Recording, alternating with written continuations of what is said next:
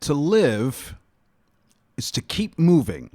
In fact, the whole quote was, to me, if life boils down to one thing, it's movement. To live is to keep moving. Jerry Seinfeld said that. Now, this is all about movement. This is S.T.R.O.L.L, solving the rebus of living life. I look at us all as our own unique puzzle pieces in this bigger picture of life. And, you know, sometimes we spend a lot of time trying to mold and shape the pieces or the piece that we are given in order to fit in a particular place that we feel is a better place to be. And then we end up getting older, we end up learning things about ourselves and about our friends and our family and about the world and about our faith or lack thereof. And we end up realizing that the piece that we are in that puzzle will come to terms with how it fits and where it fits. And that ultimately is what brings you the peace. It's not the way that things turn out. It's realizing that they usually turn out for the best, even if it's the complete antithesis of what you work towards.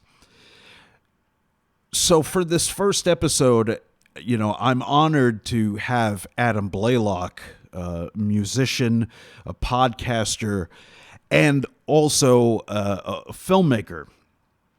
And, you know, he's got some really good insight on faith and on growth and just getting older and realizing your place in this world. There's so many great things that we touched upon in this conversation, and I feel blessed that the very first episode that I get to share with you as we get our stroll on is with Adam Blaylock. I think you'll enjoy the conversation. Now, I do want to point out one thing, and you'll see why it's fitting that it worked out this way. So Adam ends up getting onto the episode by driving in his car. He actually had just left work. And so he has a pretty tight schedule, and that's why I'm so grateful to have him on. So if it sounds like he's talking in a car, that's because he is. But there's a part of his story that it kind of makes it fitting that we happen to have this interview where I'm here at home in New York and he's in his car in Arizona. So, ladies and gentlemen, I present to you Adam Blaylock.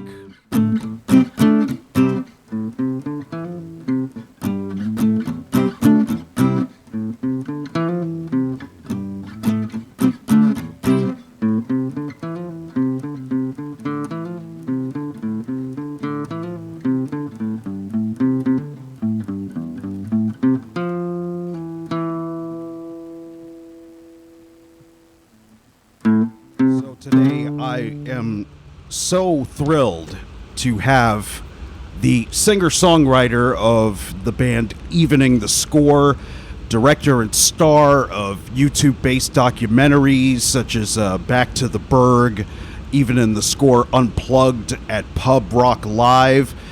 He was also the former host of A Guy, a Car, and a Podcast, and he also hosts currently the podcast Heart Songs, the podcast. So, ladies and gentlemen, please welcome Adam Blaylock to the show. Thank you for joining me, Adam. It's my pleasure. That is hands down the most lovely and thorough intro I've ever had, and it really you put my ego in a bad spot. This should be an interesting episode. You know what I mean? Well, you know, the whole thing is really, sort of life lessons and stuff. So, Maybe we'll get some good lessons out of all this. Yeah. So, I guess we can begin really from the beginning. I mean, one thing that I noticed when I was watching Back to the Burgh is just how deep in faith you really are. How much it's the core of who you are. Now, take me back to when you were growing up. Were you always a man of faith? Excellent question. As I've gotten older, I think what I've observed is that faith, as with many things with our general humanity, can fluctuate, and sometimes you can find yourself with a lot of life experiences that are really supporting the belief in certain ideas, and then other times, even as many biblical characters have experienced, you find yourself just feeling very alone and wondering if any of it is all real or anything like that. So the truth is, I found myself born into a family with a lot of fervor for faith, specifically Mormonism. And so, did I specifically have faith? To be honest with you, the more that I look back on my youth, I think I didn't have faith beyond how deeply I thought my parents believed. I think I really was kind of hanging on to their certainty, and as I got older, that faced its own challenges, which, to your point in that documentary, I think even though the point of the documentary was to explain kind of what the lifeline or what the experience of being a Mormon missionary is, but also B, to try to humanize the experience a bit to people who look at it from the outside in and think, oh, they're just these perfect humans that are scouring the earth for people ready to accept Jesus, that it's not that simple. It's much more complex. I guess the point is, I wanted to try to feed into the documentary, if I could, spaces and moments where I could show the flawed humanity of people that are taking something that they believe into the world and trying to share it, but that even through the process of sharing that belief, that there are definitely ripples in the pond. So the unfortunate long answer to your question is, I was as faithful as a child as my surrounding circumstances, if that makes sense.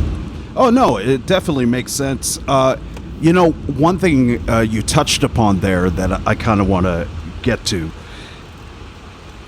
We talk about sort of the world and faith and just, I don't know, just a sense that sometimes it feels like the world is kind of getting away from faith, yeah.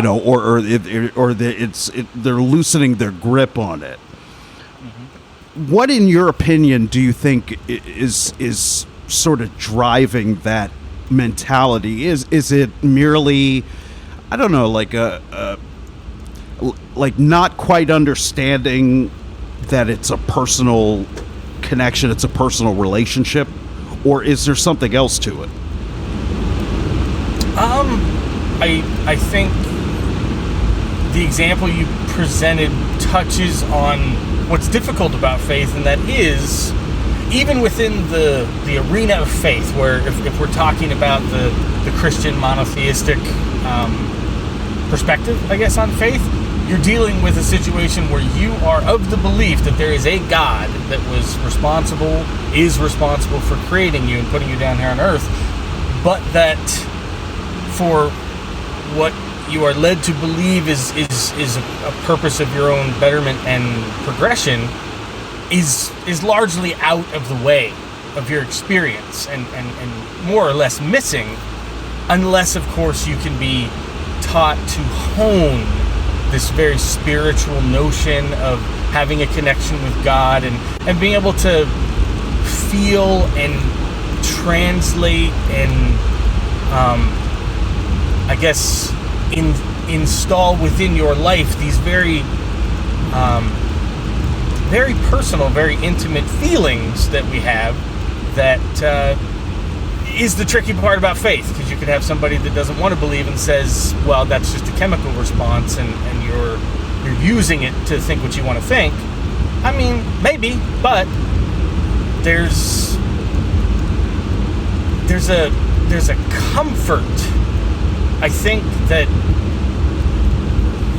that exists within living a life of faith that sometimes I wonder if people that don't live with faith are even aware exists, or if part of their, I guess, rigidity and trying to be like, atheistic or agnostic or whatever it is, like they resent the comfort and peace of these people in faith, which is why they'll kind of go out of their way to try to destroy it. Because the truth is, it really is reassuring if you wake up in the morning under the understanding that there's somebody there, that there's somebody watching. I mean, for me, one of the best film arguments of all time of faith is the movie Signs, the M. Night Shyamalan movie. Oh, like, right, yeah. Where he literally just uses the metaphor of, like, there's two types of people, and which are you? I think, why is, to answer your question, why is the world drifting into a space of a lack of faith? I think because of the trick of faith, which is that it isn't intended to be understood as empirical evidence. Like, if there really is a God, his intention, which is something we're all going to figure out the why of in the long run, is for you to seek after him and for you to, like, develop and cultivate that emotional, spiritual connection versus, a king sitting on the throne with his peasants surrounding him and worshiping him, if that makes sense. Like, that would be the only other alternative. Like, if God just lived among us, what, we'd all just, like, gather and shout joy at his feet, which, totally separate conversation, right, is kind of the image of heaven that some of us are being presented with. So it kind of depends, I guess, on I don't know, I guess it's the complexities of a really good question you asked of, like, why is faith leaving? Some of it, I think, has to do with the fact that, like, the way faith is, or the way the end game of what religion is saying is going to happen isn't something that everybody, like, wants. So they're like, why bother? And then, to your point, the faith crisis proceeds. Well, yeah, I think, it's easy to get invested in what we see. Like, we could just look around and just be invested in it because we see it. And especially when we talk about a world that, is so intertwined with the power of the visual of things. Yeah. That I find it fascinating. I find it really fascinating. And actually to lead along those lines. Now, in the intro, I talk about all this great stuff that you're doing, the music, the podcast, the filmmaking. What do you think God has taught you so far about using your artistic gifts? Wow. It's the specificity of that question that's humbling for me, because if I'm being 100% honest, I think most of the art that has come out of me is coming from the ego spot where I just want to, like, draw attention to myself and be recognized for, like, putting creations into the world, and B, kind of within that framework, trying my best to tell some kind of a story or relate some kind of emotion to it and get comfort from, or B, like, open up another perspective to them that maybe they haven't considered, and just give them kind of mental and emotional meat to chew on. But if I'm being 100% honest, the documentary specifically was the first time that I think I tried to, like, my aim was, okay, I'm creating a piece of art, and the art has to do with my story, which is, like, founded or rooted in religion and in the spread of religion through the missionary efforts of the Mormon Church. But if I'm being honest with you, at the time that I leaned in and decided to do that, I was actually kind of at the beginning of my own, of a I guess, another chapter of a faith crisis. So, like, when I went into it, part of me was like, I hope when it comes time in this story for me to share how this faith functions. I hope I'm not carrying too much of my own issues into it, that it comes off like pessimistic, because I appreciate and value how much the members of the faith treasure and cherish it. So even if I'm maybe kind of having my own issues with it, like, I wanted to try to tell a story that would be meaningful to people inside and outside the church. And so I guess to the point of your question of like, how has God shown me that ways to use my gift, that particular project, the film, and specifically the soundtrack that went with it, which I did also, it was kind of a first for me, really, honestly. I mean, you talked about EveningTheScore in the podcast. Like, a Guy Car in a podcast had nothing to do with religion. I mean, when it came up, it came up and fine. EveningTheScore is just a rock band. Like, I was very influenced by, like, 90s alternative and grunge. So there's, like, one or two songs you can find in there that might have a faith tilt, but for the most part, it's just rock music about, you know, having my heart broken or whatever the case may be. So specific to Back to the Burgh, it was the first time I was trying to tell a spiritual story, and to this day, honestly, I think I'm insecure about the fact that I might not have been as successful as I would have preferred to in, like, doing something that I felt would honor any faith that I had and or have, versus it just being kind of a almost an exclusively humanistic look at being a Mormon missionary, and really disconnecting unfavorably from the passion of the Christ that exists within that, if that makes sense. No, it totally makes sense. I've actually found myself, even just in my own life and musical journey, sort of weighing the same things, in the sense of trying to find a purpose that pleases him, while at the same time sort of dealing with, sort of the ego of being an artist and having your name on posters. And dealing with the way he made. Yeah, exactly. Yeah. Exactly. It's like, for some weird reason, and we don't have to talk too much about this if you don't want to, but it feels like one of the only areas that I feel like I can relate to people that, like, what's the word? They identify as, like, different genders and things like that. I feel like, right, in a world where maybe they also grew up in, and where they they want to have a connection to God, but, like, all these various religions are telling them, like, no, we don't believe that you could or should have that connection.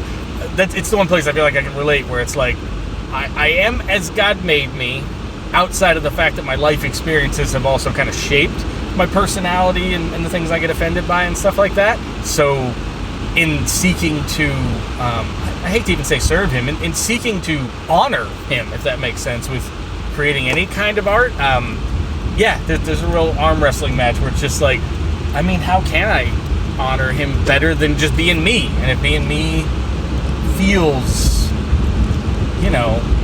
like, I don't know, too tawdry or too whatever, then there's that very weird internal argument that you kind of have to suss out. Yeah, it's strange, because it's almost, it's authenticity as far as how you feel, and authenticity in terms of your design. Yes. So it's really fascinating stuff there. Now, I want to talk to you about a guy, a car, and a podcast, which I thought was a lot of fun. It was it's a very informal setting, obviously. How did you come up with the idea? And you made quite a few episodes of it. Yeah, I ended up kind of putting it on hiatus at 150 episodes about 3 years into it, and honestly, that was mostly just because we were in the middle of the pandemic, and it was getting harder and harder to, like, talk to friends. I did a handful of, like, Zoom episodes, and you can find those on YouTube and stuff, but it just ended up being me in a car talking. And even though when I first started the show, and I'll talk about that in a second, but in the early days of the show, when a lot of it was just me talking in a car, 3 years in, I just kind of got tired of myself, and assumed that anybody listening felt the same, and so I just kind of put it on the shelf and genuinely never got back to it, and ended up doing the other podcast that you mentioned. But to take it all back to the beginning, I'm one of those nerds that's been a podcast fan since back in the day when you literally had to like get on your computer and sit there and plug headphones in and go to a website and like download it and listen to it, like Ricky Gervais, Kevin Smith, like just all the old school nerdy stuff. And so it had always been something in the back of my mind that it was like, if this ever gets more accessible, I want to get in. And over the years I was in bands, and like I'd try to talk them into doing podcasts, because for me, as much as I enjoy listening to music and I enjoy geeking out about other bands, like to be on the inside of a band was to experience all the things that I got to, watch on like VH1 Behind the Music or whatever the case may be. And so I thought, even though we're just a local band and there's a huge argument that nobody should care, I'm like, there are probably nerds out there like me that do, and so we should find a way to get out the fun that we have in a band, out in the world, and there's almost no better way to do that in a podcast. But, musicians are pretentious, and so most of them don't have that same nerdy vibe, and they were like, no, we don't want to waste our time doing that for nobody that cares, because in their head nobody ever did. So I only got one band that I was ever in to do it. We did 2 episodes and it kind of went up in smoke. But all that's to say, in 2017, I was talking to a good friend of mine that I've known for like 20 years, Chelsea Reeder, and we didn't really see each other a whole lot. Like we just kind of, reach out to each other almost once or twice a year, and we just go out and have a meal and talk for like 4 or 5 hours. And one of these times out, I was having such a good time in the conversation, just going all these fun places, that I feel like I just kind of dropped it that like, we should do this. Like we should do a podcast. This people would enjoy these conversations. And I didn't expect her to take me seriously, and I got a call from her like 2 or 3 days later, and she's like, so when are we going to do this podcast thing? And I was like, all right, well, strike while Chelsea's iron is hot, or this thing will go away. So we basically made a deal that I was going to pick her up once a week, just on Sunday, and we were literally going to drive around and just talk to each other, just have like a phone on voice record memo kind of thing in the car. And it was through doing that we did a podcast, and we decided to call it, through a suggestion of a friend of hers, A Girl, a Guy in a Car. And we talked about all sorts of fun things, but about 19 episodes into that, she reached out to me and she was like, hey, I love you, and I wouldn't want this to hurt our friendship, but to be honest with you, like this podcasting thing isn't like a long-term thing for me. It was fun while it lasted, but I think I'm ready to not do it anymore. Right. So we did some version of kind of a farewell episode, and then I was just kind of sitting there in my life being like, that was really fun, I want to keep doing it. I think I'm too insecure to do it on my own, but I don't really know what to do. And so I ended up reaching out to like some other really long-term friends of mine, Glenn and Jonathan, and we did a couple of episodes of, I don't even think I called it A Guy, a Car, and a Podcast at the time. Maybe we went under the same, A Girl, a Guy, in a Car. But we did a couple episodes, and I enjoyed that so much that I actually spun it off to a different podcast called Jagasses, and we did that for 12 episodes. But in doing those 2 episodes with the guys, I finally kind of got the notion that if this other thing that Chelsea and I had started was going to keep going, like I was just going to have to do it myself. So I changed the name to A Guy, a Car, and a Podcast, and it just turned into me like on my way home from work every day. Like I just kind of record my thoughts, and then I'd edit the week together into like 2-hour-long episode or whatever, and just throw it up. And then that went on for like maybe like a month or 2, until I thought, I don't know, maybe you could relate to this. Ambition's a really funny thing when it starts to itch, because you can be in the middle of doing something and it's going fine, but your brain doesn't shut off. So you're kind of like, I wonder if this, I wonder if that. And it just kind of turned into me trying different things. I found a website that could get you podcast guests, and that opened up doors. And then it turned into like a show where I could talk to like local friends, local musicians, and then eventually talk to, I don't know, actors and comedians and all sorts of people. So yeah, it was fun while it lasted, and I think it was a good way to set my expectations for what came next, which was and is Art Songs, the podcast. Yeah, and I got to tell you, what I find really interesting about Heart Songs is that, I mean, there's a lot of podcasts out there that involve music or involve getting perspective from musicians. What I like about this podcast is that you don't really know what questions are on the questionnaire, Right. but they're just talking in their own words about their craft and about how they approach it. And I really love the show. It's really amazing. Thank you. I mean, it is its own story as far as like the actual idea for Heart Songs, the podcast, came to me in a really really bare bones sense, just in the sense that like that song, like the Weezer song Heart Songs off the Red album from 2008, like Right. I remember the first time I heard it, I thought it was so brilliant that Rivers could like tell his story and all these references to very specific artists, and even talking about how like how he was listening to top 40s, but like hippie songs could still be heard in our pad, and like the way he was really, I guess, fleshing out how music came to him, and then getting into like Slayer and Judas Priest, and where he started like pick up a guitar and learn stuff.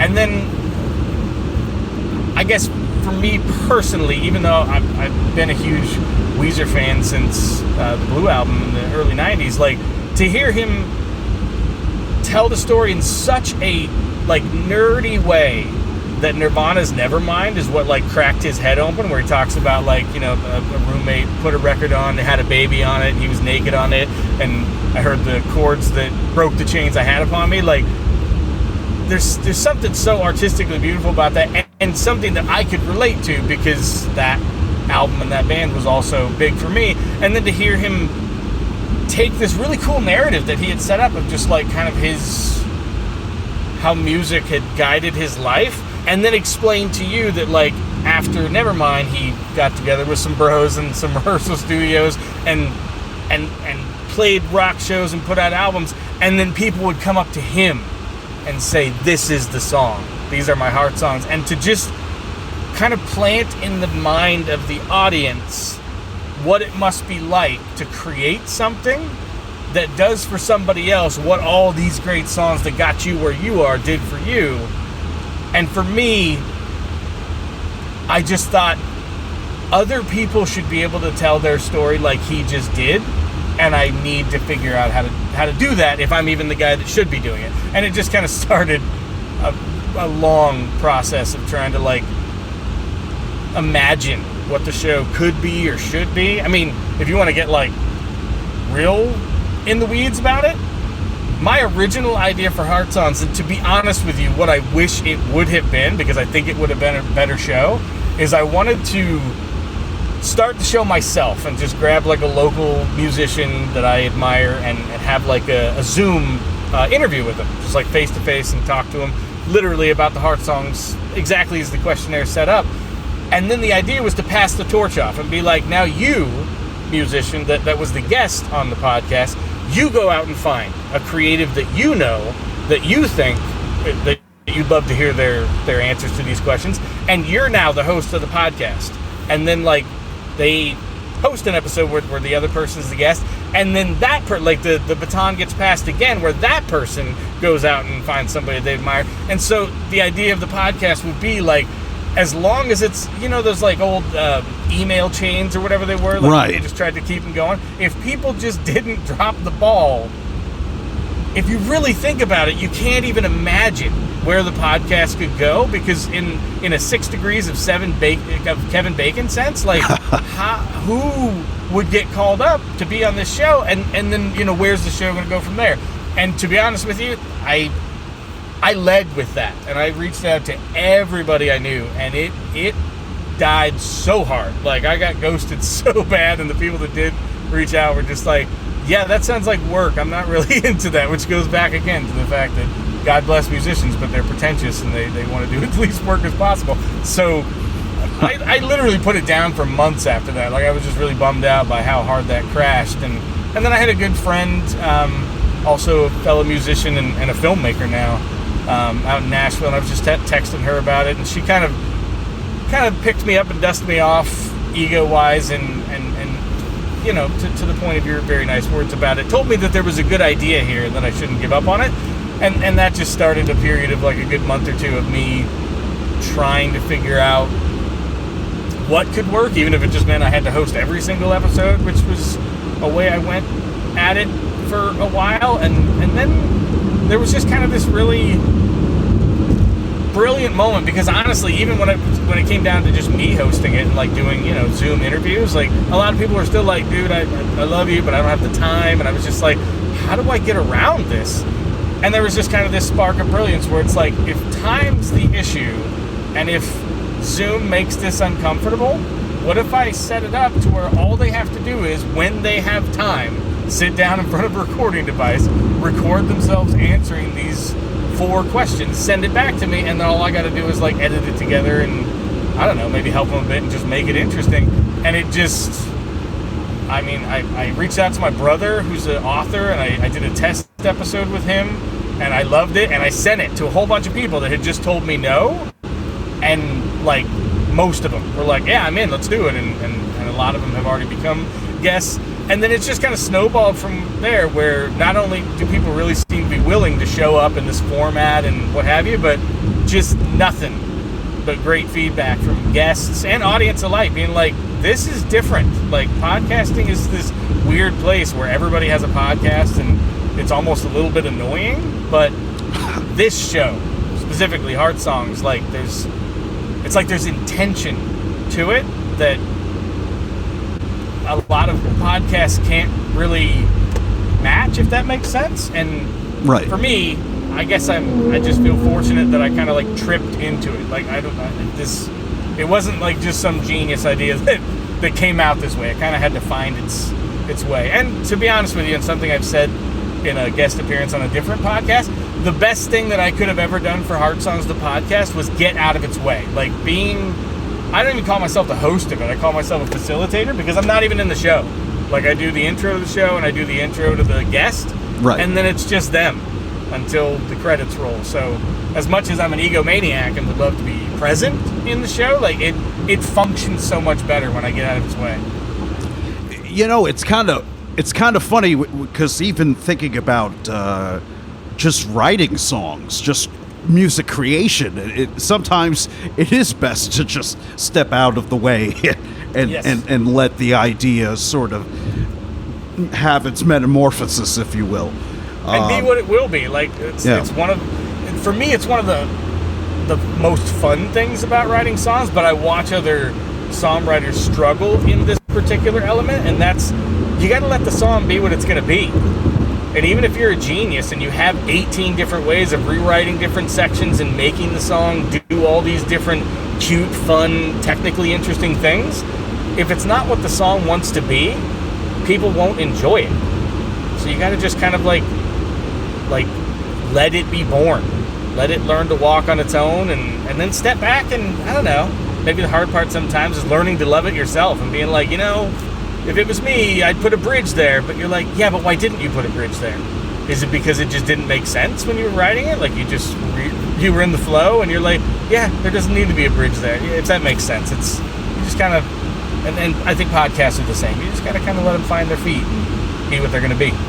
Yeah, and, you know, it's interesting because, you know, when I think about songs I've written in the past, where, you know, I'll be playing it for someone who happens to also be a musician, and they'll say, you know, you should probably do this with it. And then there's almost this sense of protectiveness, like it's a child or something, you know. But the reality of it is, once you put it out in the world, people will interpret it however it connects to them, or, you know, or they may not connect to it at all, you know. That's just one of the many things that I've learned along the way, at least for my journey. Oh yeah, it's the hard part. Like, if you're the guy that's going to write a song that's only going to connect with one human ever, you're like, well, that took a lot of time, but I hope it really helped them. Yeah. Now, I would say this: what, in your opinion, makes a great song? Now, I know that's a pretty broad question, but I ask it for a reason. Sure. Okay. And you'll tell me the reason after I answer. Okay, I'm ready. Yeah. What makes a great song? You know what? Hopefully I'll be able to answer this question in a way that people who are going through something similar to what I'm going through right now with music will relate to it and maybe just not feel so alone. I didn't really notice until maybe like 5 or 6 years ago that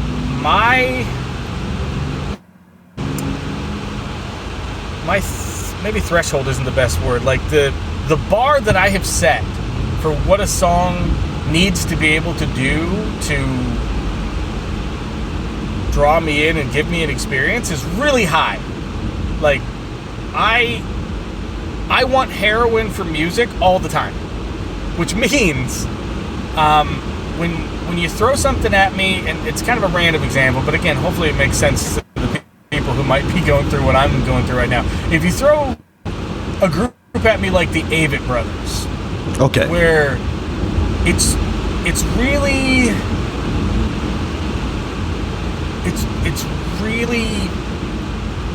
relaxing and wonderfully lyrically intimate folk music. Like, there's nothing wrong with the Avett Brothers. I can't seem to get a foothold in the Avett Brothers because it's not, I don't know. I mean, you know, you're trying to think of not just mainstream examples like Smells Like Teen Spirit by Nirvana. I don't know. It's not The Offspring. It's not Stone Temple Pilots. It's not, I mean, shoot, even getting outside of that, like Pink.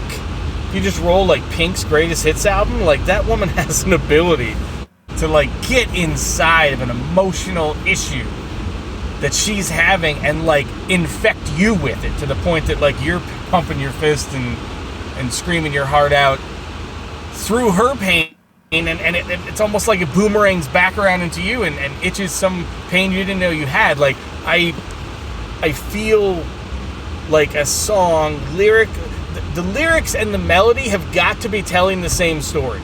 If that's not happening, what you have done makes no sense. And good for you for understanding how to play an instrument and understanding how to write poetry, but I'm not sure you wrote a song if the lyrics and the melody are not creating kind of the same thing. And so, what do I think makes a great song?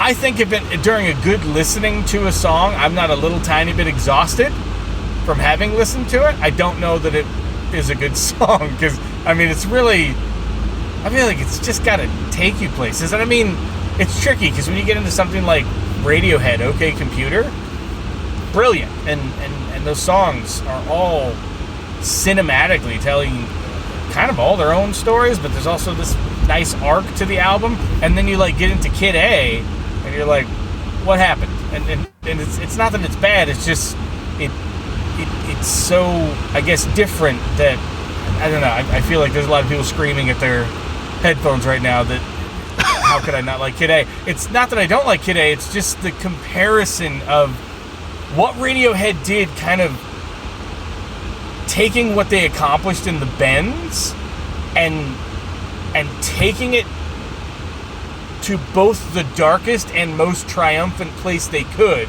with OK Computer, and then kind of like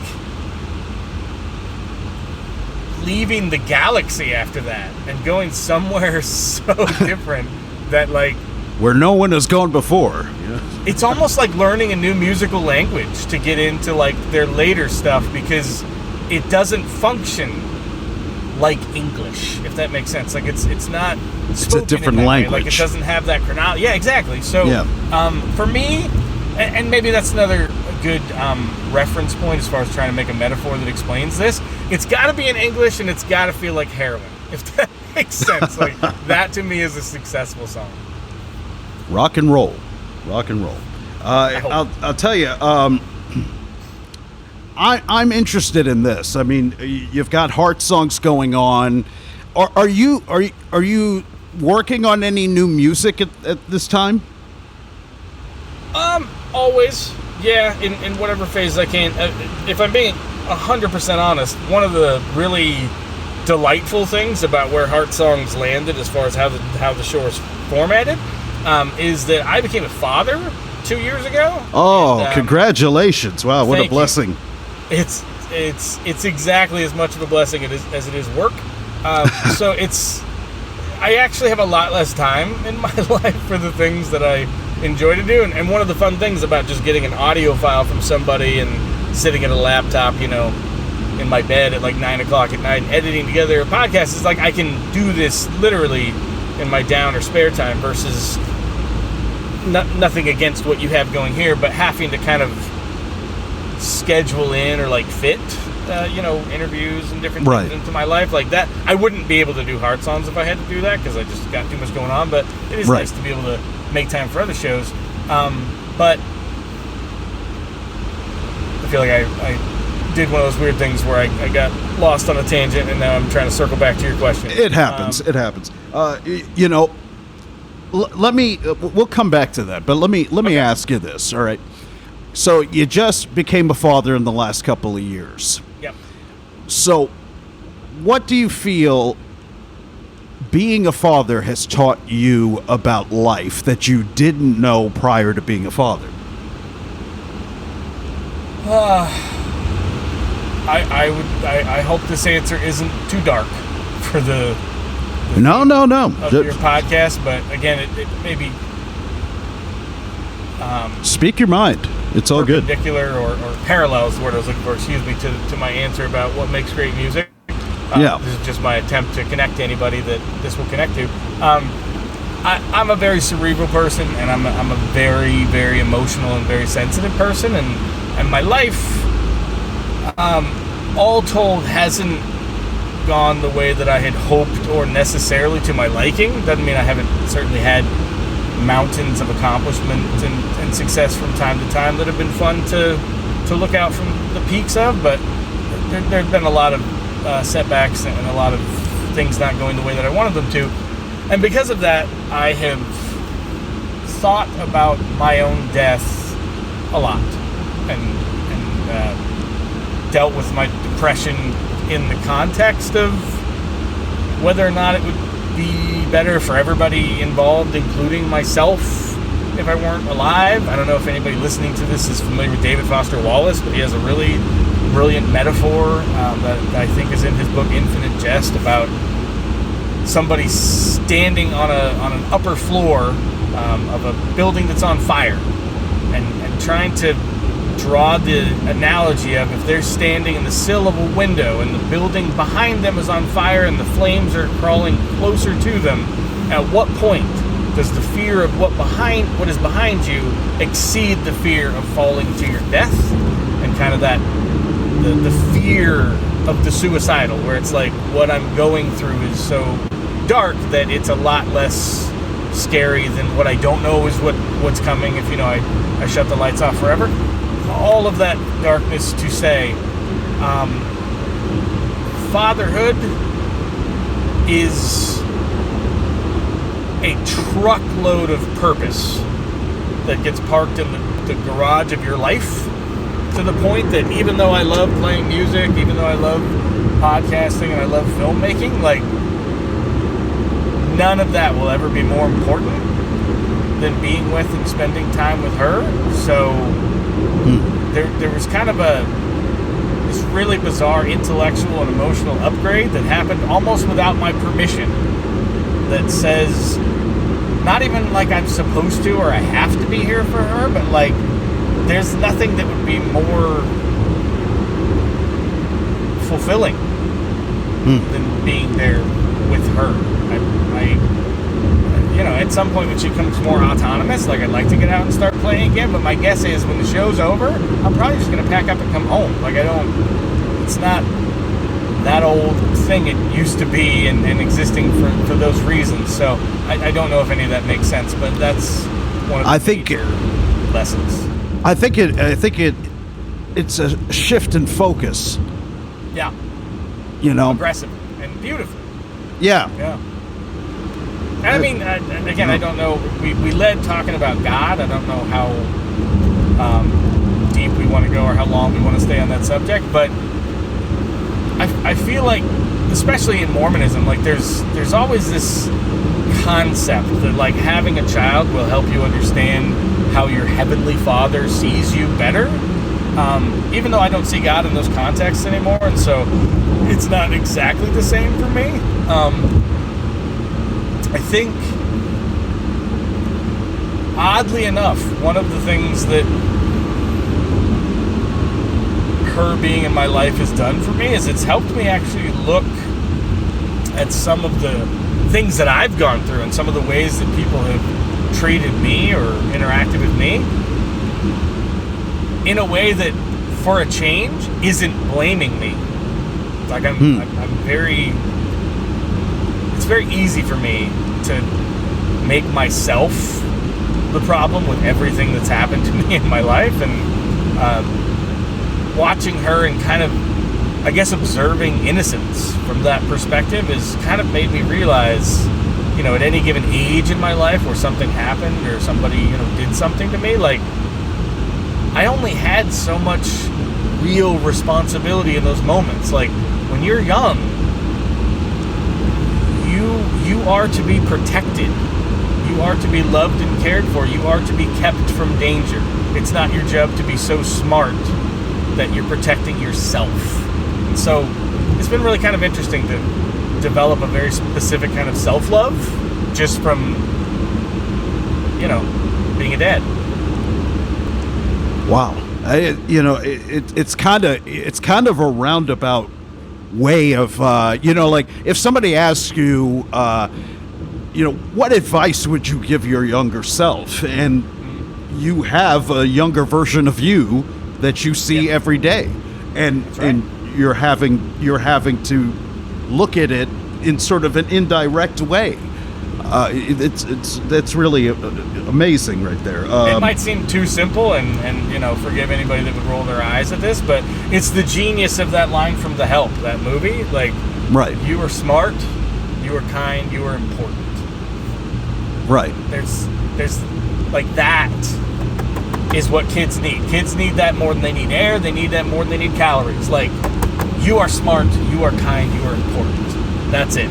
If it's one thing to be able to impart that to a child, it's another thing for your experience with a child to be able to show you that even though nobody, or very few people, I should say, to be fair to the world, have ever told you that for you, that is what you are. Like, you are smart, you are kind, you are important. And again, it's kind of a lot to take in your 40s when you spend your whole life thinking the opposite about yourself. That makes sense. Well, I mean, you think of, sort of the formative years, you're trying to fit in, you're trying to figure things out, and you get older and there's this sense of fitting out instead, and sort of the juxtaposition, the confusion that comes from, wait, I thought I was supposed to do it this way, and you're realizing that's not quite how it was really to work out. And then at the same time, you're thinking about dreams that you had when you were a kid, and then things not quite panning out that way. Yep. But somehow at the same time, even though it didn't work out according to plan, that somehow it's better in some ways. You're wiser in some ways, Yep. I agree with that. I think it's, again, life is just a fascinating thing. That was one of the reasons I wanted to start this podcast, because, just like when it comes to our personal relationship with Christ, our testimonies are so important. It's so important to share sort of the journey and realize that, going up the mountain is not just a straight shot all the way up. There's peaks and valleys in that mountain range. And so, it's been amazing to talk about that with you, because I think hopefully this kind of begins sort of a process of and maybe I just selfishly want to hear those stories for myself, just being honest there. But I want to sort of wrap things up, but I want to do it on a bit of a high note, because we have talked about some rather heavy things here. Yeah. So I would ask you, what is something that's completely random that always makes you happy? Completely random. Or perhaps something that those who follow your career or are listening to this podcast right now might not know about you.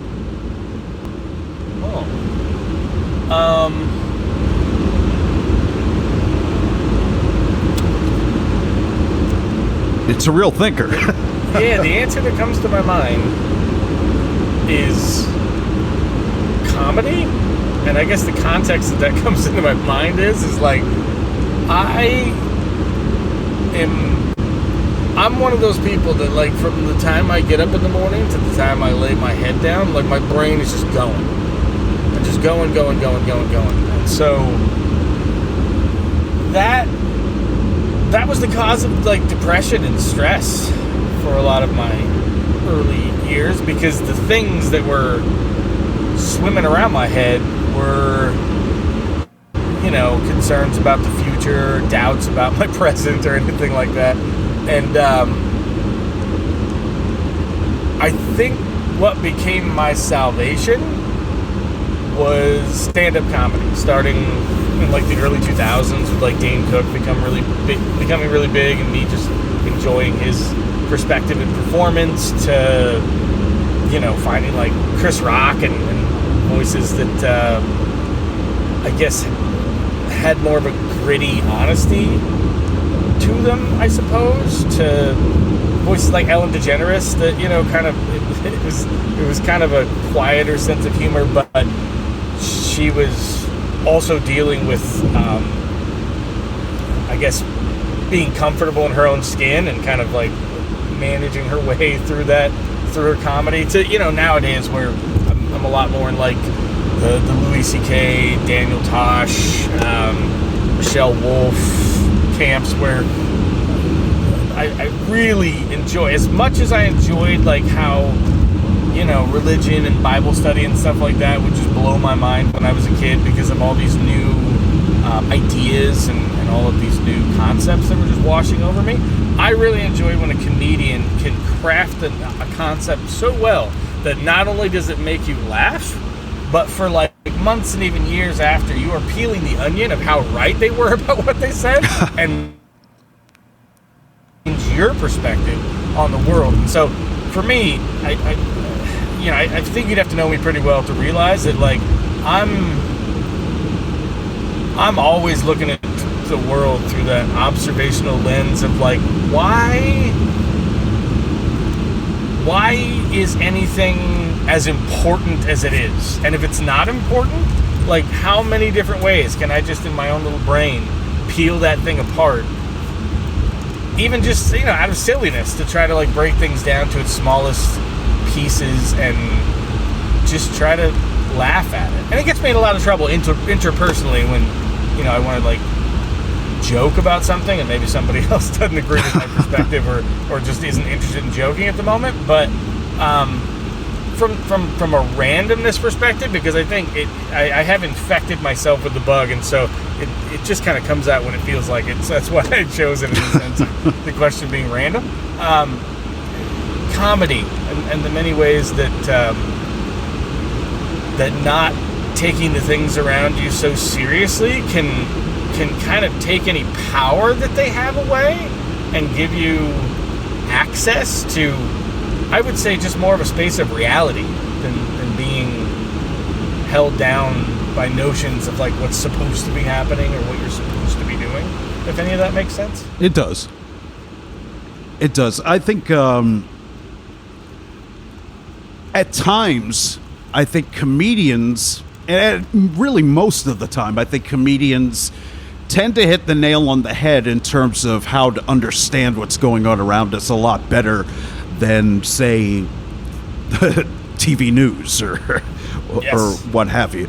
You know, they're gifts of observation and of parallel and, you know, even misdirection.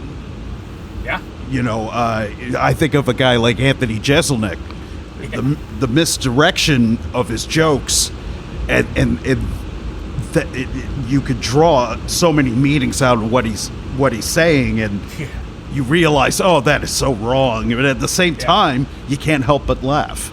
Yes. It really is a craft. It's really genius stuff.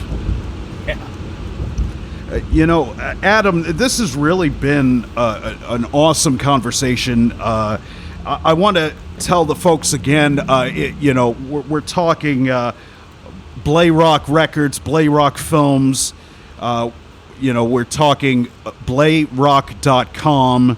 If you want to find out more information on Adam Blaylock, my guest for today. And, you know, I want to thank you, sir, for taking the time, you know, because I'm sure you're probably looking to get home after work and do what you got to do. So I really do appreciate it. My pleasure, Kevin. It was fun to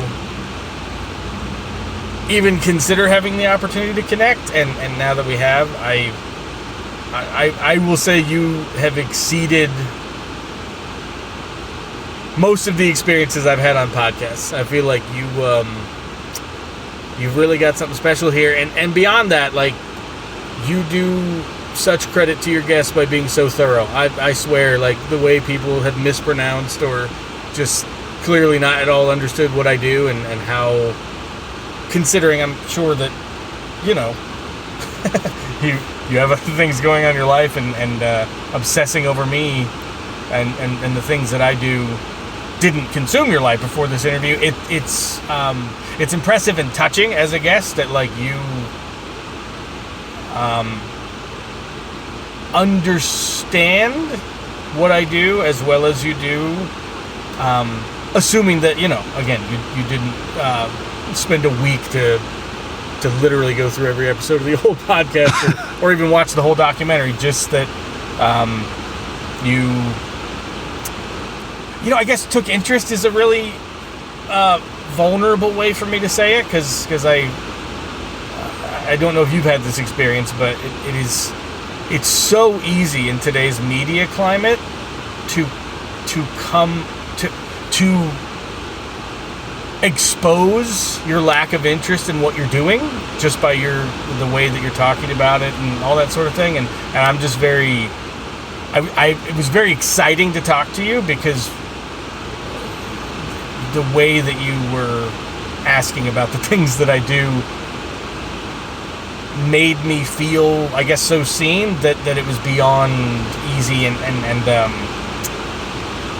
yeah, really fulfilling to talk with you about what I do, and to hear your thoughts about what I do, and your own thoughts about your thing. Like, I can't wait to share our conversation with anybody that cares what I do, because I think you have a good thing going on here.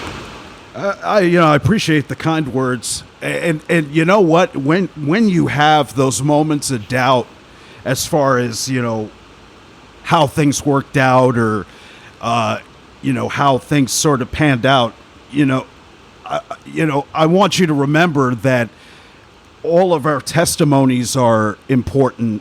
Our stories are important. Our journeys are important. And even if they don't necessarily work out the way we thought they would, you had you know, when I looked over your info and reached out to you, I believe that even listening to the podcast, watching the Back to the Burgh, you made an impact with what you've already put into the world.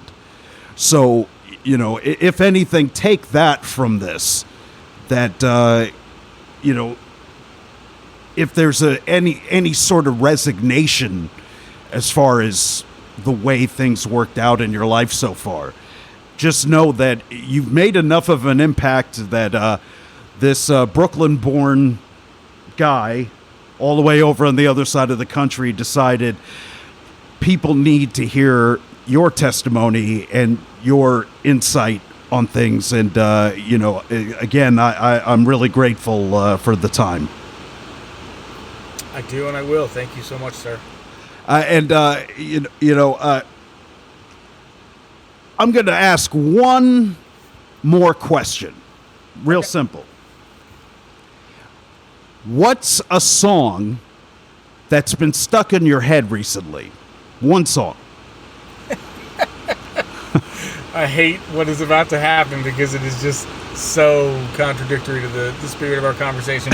Just this morning, for some reason that I cannot figure out, and I'm not even saying this is like I wish this hadn't happened because I hate the song, because the truth is I guess I'm about to just confess how much I love a song that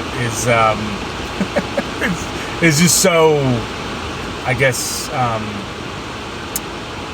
telling of the generation that I come from, what have you. But Break Stuff by Limp Bizkit was stuck in my head this morning, and I mean, I was just like skipping around my office, just like humming and cussing Break Stuff to myself. So, well, I mean, it goes back to what you were saying about what makes a great song. I mean, It moves you enough to make you move. So, it's a good enough song to me. Well, Adam, thank you so much, and enjoy the rest of your day. And I'll keep in touch with you as far as the release and everything. But again, thank you so much. My pleasure. Thank you, Kevin. All right, take care.